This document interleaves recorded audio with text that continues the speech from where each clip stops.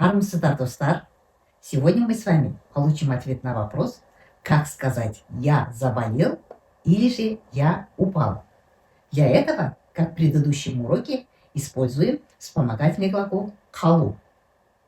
Чтобы составить предложение, сначала берем основной глагол, убираем букву «у», добавляем аффиксы «ып», «эп», «п». Потом берем вспомогательный глагол «қалу», убираем букву «у» и добавляем аффикс «д», если это прошедшее время. Потом личные окончания. Если это будущее время, тогда добавляем аффикс «а». Потом личные окончания.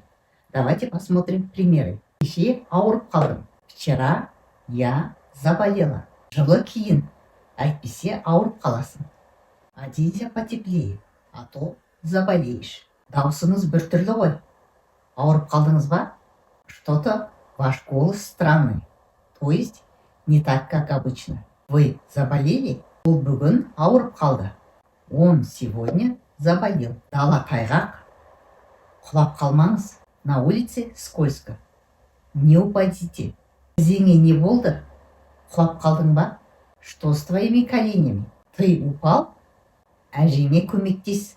Құлап қалмасын. Помоги бабушке. Пусть не упадет. То есть человек хочет сказать «помоги бабушке», чтобы она не упала.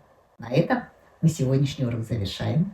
А в следующий раз у нас будут еще другие интересные темы. Поэтому не пропускайте уроки. Подписывайтесь на канал. Келесі кездескенше.